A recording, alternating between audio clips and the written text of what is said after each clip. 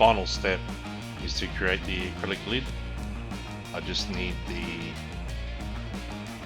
middle shape and the holes for the 5mm cutout recess. The simplest way is to save your work, close it, copy it, and paste it again. That way the file will be exactly the same. This goes for when you scale it larger as well. You'll have to do the same process.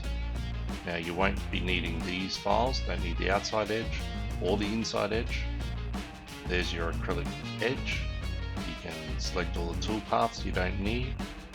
Select delete all visible, or you can delete them manually one by one by clicking the delete toolpath with the red X. Now there's a couple of issues to watch out for. Because we copied and pasted from the previous file, we have the previous measurements of a 50mm piece of timber, so we need to change that. Simplest thing, head over to edit job size and position, change it from 50mm down to 5mm, the size of the acrylic sheet. You can also change the material if you like. I selected down the bottom, there is a pale blue plastic to mimic the colour of the plastic. Press OK, it's going to warn me that it's going to cut all the way through. Now the next step is to check the toolpath for drilling the holes.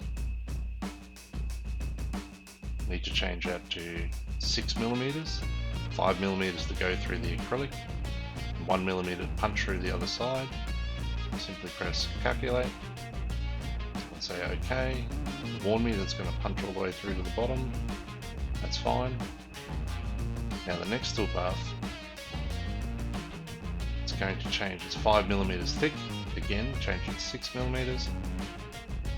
I want to make sure it's on the outside line. That's fine. Calculate. Now it came up with an error because the previous operation we deleted the outside line. Simply select the new line, click calculate. It's going to warn you again, it's going to punch all the way through to the spoilboard. There's your shape. Now, however, this is cut to the exact dimensions of the pocket and it may not fit. So I'll preview all the toolpaths just to show you what we've just done. There's the holes, the outside edge, double click, disappears, there's your lid. Now it may or may not fit because it's going to be the exact same mimic size of the pocket that you created earlier. Easiest thing to do is to select that line and use the offset tool, which is down here on the left. Click the line, go to offset on the bottom left.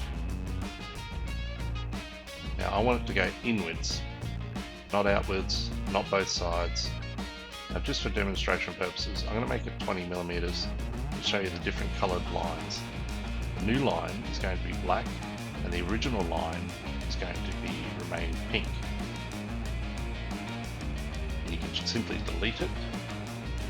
So I'll undo this, undo the 20mm line, go back to offset, I'll change it to 0.02, you could change it to 0.04, you'll have to experiment with your machine and your machine's tolerances, but again, once you've got the correct size, through trial and error, simply click offset, and you won't be able to see it straight away, so I'll zoom in, click little magnifying tool on the left, zoom in, still can't quite see it. Make a small square, I'll zoom in again. The black line is in front of the pink one, so simply press delete, and that is the new line, 0.02mm in from the edge. That should fit nice and snug and flush within that reset we cut in the timber. So I'll recalculate all the toolpaths. It's going to warn me that it's going to cut all the way through. That's fine. Yep, that's fine. Error again, because we deleted the original line. of the profile toolpath. So simply come down here, click the new line, click calculate. It's going to warn you again, it's going to punch all the way through. That's fine. And as you finish, now we'll reset the preview. Preview all toolpaths. Double click, make it disappear. And as you finish, leave. I have the link in the description below to all the letters of the alphabet to make these money boxes. Thanks for watching. Bye now.